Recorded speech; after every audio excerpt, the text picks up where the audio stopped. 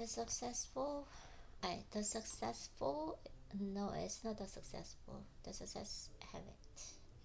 Success is simple. Do what's right, the right way, and the right time. You know about habits. They can be hard to break and hard to create it. But we are unknowingly acquiring new ones all the time. When you start and continue a way of thinking or a way of acting over a long period, we've created a new habit. The choice we face is whether or not we want to form habits that get us where we want it from life. If we do, then the focusing question is most powerful success habit we can have. For me, the focusing question is a way of life. I use it to find my most leveraged priority, make the most out of the time, and get the biggest bang for my buck. Whenever outcome absolute matters, I ask it. I ask it when I wake up, when I start my day, I ask it. When I go to work, and again when I get home. What's the one thing I can do such that by doing it everything else will be easier or unnecessary? And when I know the answer, I continue to ask it until I can see the connections and all my dominoes are lined up. Obviously, you can drive yourself nuts analyzing every little aspect of everything you might do. I don't do that, and you shouldn't either. Start with the big stuff and see where it takes you. Over time, you will develop your own sense of when to use the big picture question and when to use the small focus question. The focus question is the foundational habit I use to achieve extraordinary results and lead a big life. I use it for some things and not for all for others. I apply it to the important areas of my life, my spiritual life, physical health, personal life, key relationships, job, business, and financial life. Okay, it's very important. Okay, here is that the focusing question is the foundational habit I use to achieve extraordinary results and lead a big life. I use it for some things at night or a night at all for others. I apply it to the important areas of my life, my spiritual life, physical health, personal life, key relationships, job, business, and financial life. And I address them in the order. Each one is the foundation for the next. Okay. So his priority. Oh, my spiritual life and physical health, personal life, key relationships, job, business, financial life. Okay, I see, I got it.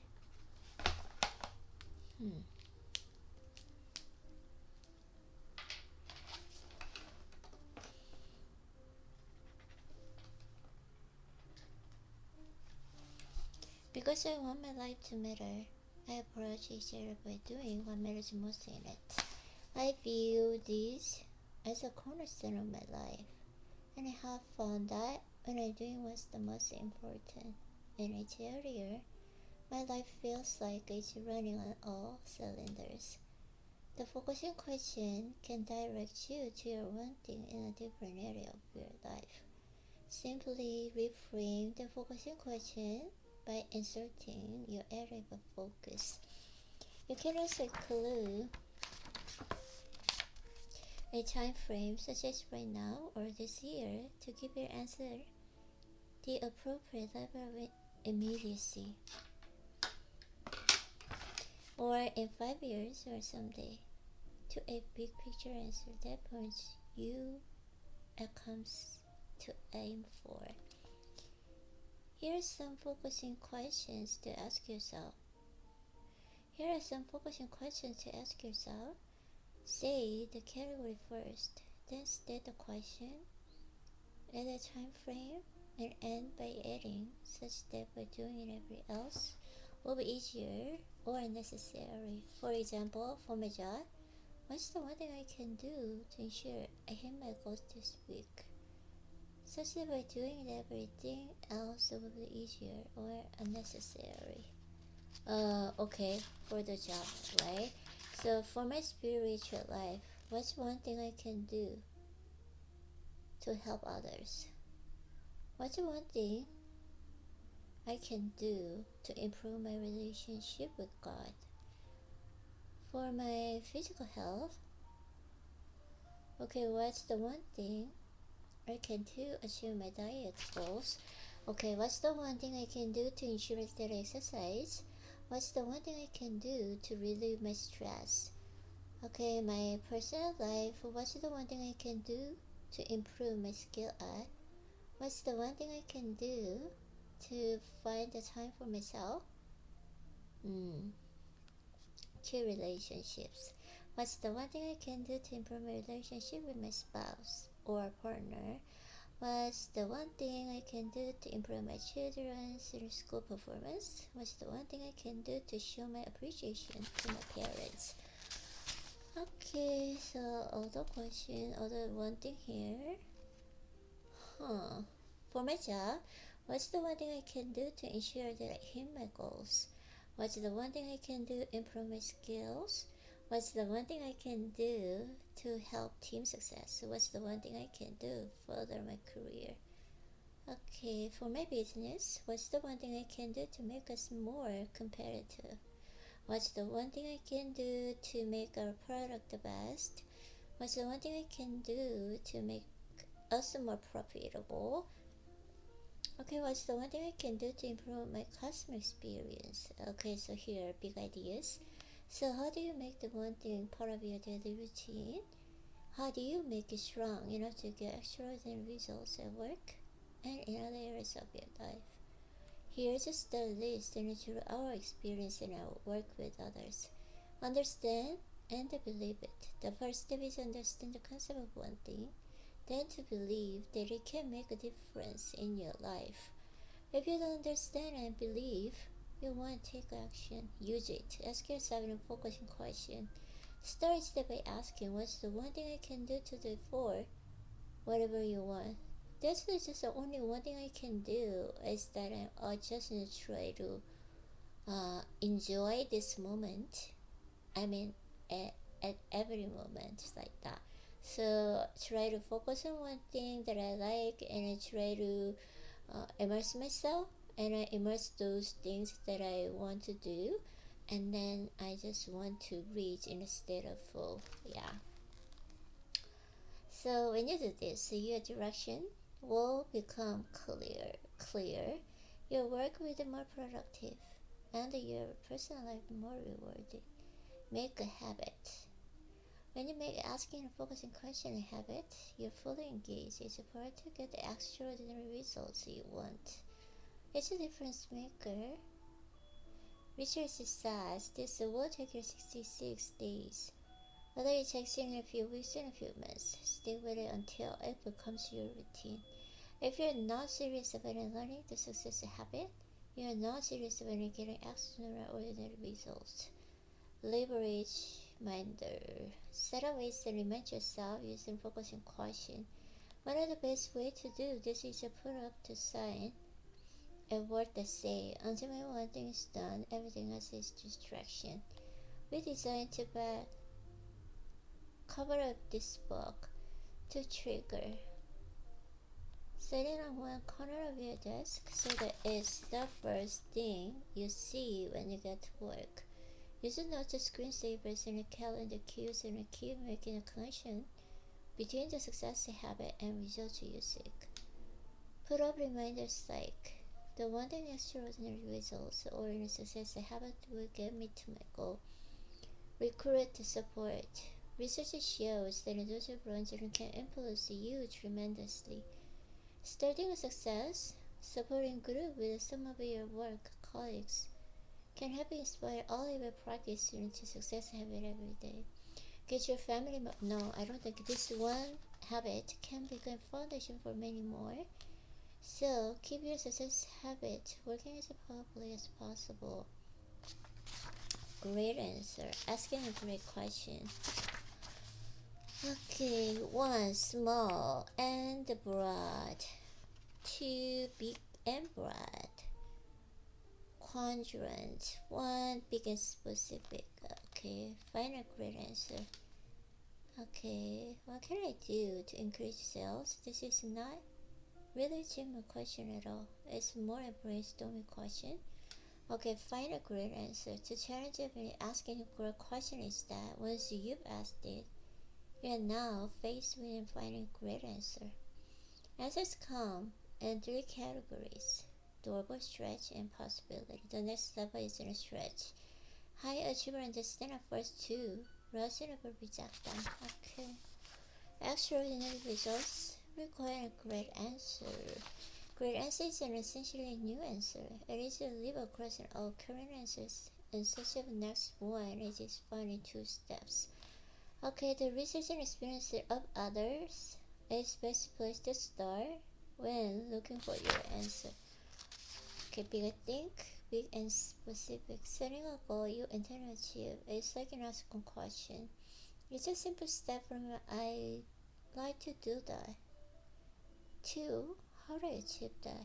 The best question, and by default, the best goal isn't a big and a specific. Big because you're after extraordinary results. Specific to give it something to aim at and to leave in no weak room about whether it hit the mark.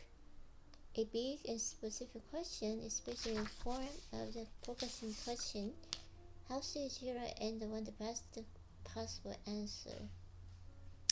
Think possibilities. Setting a double goal is more like creating a test to check off your list. A stretch goal is more challenging. It aims you at the edge of your current abilities. You have to stretch to reach it. The best goal explores what's possible. When you see people in businesses that have undergone transformations, this is where they live. Benchmark and a trend for the best answer. No one has a crystal ball, but with practice, you can become surprisingly good at anticipating the way things are heading. The people in a businesses who get there first and often enjoy the lion's share of the rewards. Okay, extraordinary results. I'm not interested in this book anymore. The 3 commitments. Okay, it's like all the how can make this happen. So for me, I know how to do. That's why. Oh my God, there's no more English version of the book. What can I read? What can I read? Try to check bookshelf.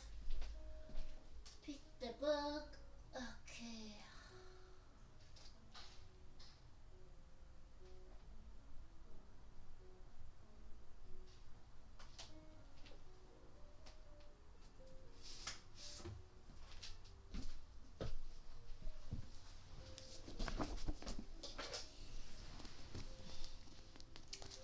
Don't you know who I am? By Ramini.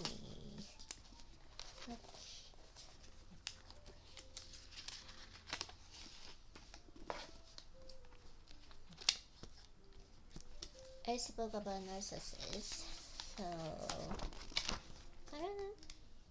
Just when I feel like it, that's why just in a trailer right there. I've learned that forgiveness is a personal process. People should not feel there isn't a time frame, not should they feel it is required to forgive another person. In general, people are uncomfortable with conflict, so they rarely call toxic people out on their bad behavior.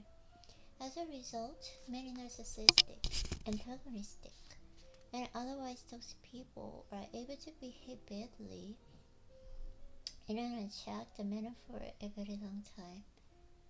This can often happen because people do keep forgiving them.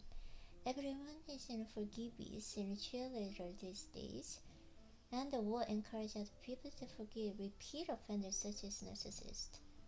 That drive to keep the peace means the toxic person keeps getting forgiveness and get out of jail, free cards, and is never made to be accountable for his or her behavior. It is essential a distinction between forgiveness and letting go, because they are somewhat different processes. Demanding forgiveness or requiring people to stop resenting is a tall order. By helping them release the resentment, teaching them that they are not responsible for the bad behavior a parent or spouse or a boss, allowing them to accept that they deserve something better, and creating psychological distance that feels safe. That is letting go, and the associated rush to forgive. The person impacted often does not have the opportunity to engage in step one, which is letting go. Letting go empowers you and also allow you to stop living in a toxic relationship space. By letting go through distance and stepping back and setting boundaries and taking care of yourself, you can move forward. Whether the someday culmination of forgiveness in his personal journey, letting go is often the most that some people get to can get to, and that is just fine. You're not likely to forgive someone if you know he or she is going to behave badly again, but you may be willing to let it go if that means that you can just walk away from it. Letting go does mean you have to embrace the person. Pick up where you left off, or let him or let her off the hook. It is really equivalent of taking heavy load off your back and letting down, of not carrying the burden of another person's bad behavior. Okay, that they are being cruel or mean or Christian by not forgiving abusive narcissists who abused them. Forgiving is not forgetting, it's actually remembering. Remembering and not using your right to hit back. It's a second chance for a new beginning, and the remembering part is particularly important. Especially if you don't want to repeat what happens. Yes, the remembering part is important because we have seen we cannot always let the difficult and the necessary people in our lives go completely. It may be that the parents wish they feel a human desire to help, or a boss in a job we have to keep. It may be unkind sister or spouse with whom the decision to remain in relationship was necessary. So yes, the remember part is important. The letting go is the first step on this train, and perhaps some people never get to the full forgiveness, but by creating safe space with themselves, they may be able to create it, the distance and space to protect themselves. However, forgiveness may not be the end of the line. Tutu went on to say, once you have been able to forgive, the final step is to either renew or release a relationship you have with the one who harmed you. Indeed, even if you never speak to the person again, even if you never see them again, even if they are dead, they live on in ways that affect you profoundly. Perhaps the most painful part of toxic relationships is that they can haunt you for a lifetime. Even if they're having therapy, reading, learning, growing, and being surrounded by loving forces, and doing things that you love and scars remain. The angry voice in your parents echoes and force from childhood into your adulthood. The unending insults and accusation of counseling, narcissistic partner, the mocking taunts of a toxic group of friends, the insults and professional damage incurred from a psychopathic boss and all stick around. Do not put yourself in a forgiveness schedule. Instead, make the decisions that accelerate your healing. If you do forgive a narcissist, do so with eyes wide open. He or she may transgress again. That means that your forgiveness, if you choose to offer it, was not a gift to the narcissist, but rather a gift to yourself. It may bring an end of damage process of the ruminating about what someone did to you, and again, letting go isn't a first step in the journey. Defending yourself, it rarely works. If you're actually doing something wrong, defending yourself serves a rationalization when often the other person wants an apology. Thus, if you actually did do something wrong, then apologize. If you did not do anything wrong, then why are you defending yourself? They do not care what the standard of mental health advise and communicate. It is a pointless exercise with narcissists who will not listen, not care, and likely not change. The smallest things will set them on edge. Remember, narcissists and toxic people in general are hypersensitive, so the small things often set them off. If you introduce yourself to someone before they do, if you don't buy the corner brand of a toothpaste, if you don't call them by a correct title, they experience any deeds and oversized massive insults.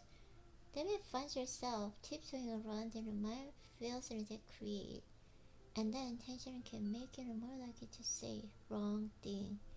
There is no point in defending yourself. You will never get it right. It's a catch-22. If you do it wrong, they will get angry.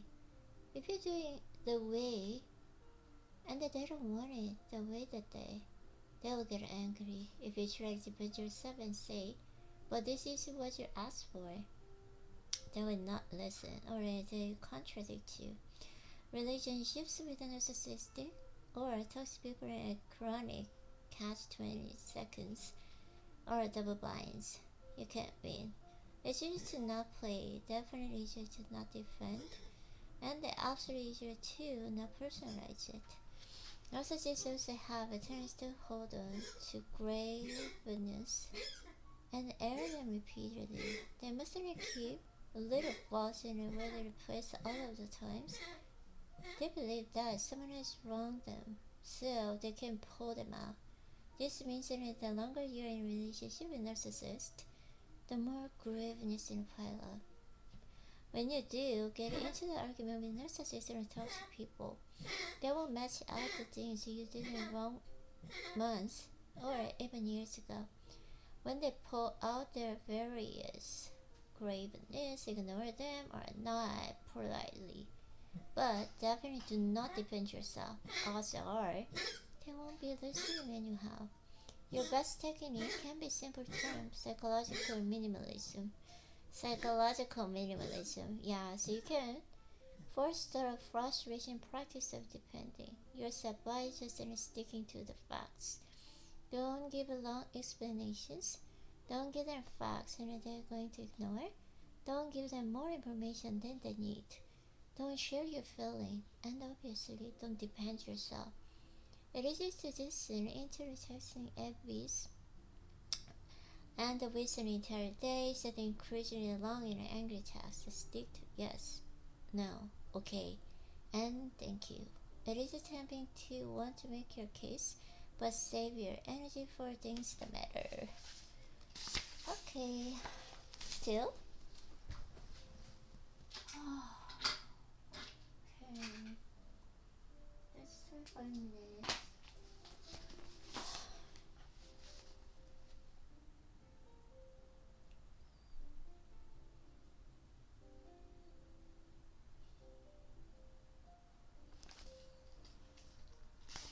That is not to say that you shouldn't put away the kindness. Use it. And use it often but with the worst recipients. Treat your kindness as a resource that bring health to your life and that leaves in deserving recipients. Narcissists, psychopaths, high conflict people, antagonist individuals, difficult people, and anyone engaged in otherwise toxic behavior cannot be rescued, and it is not your job to do so.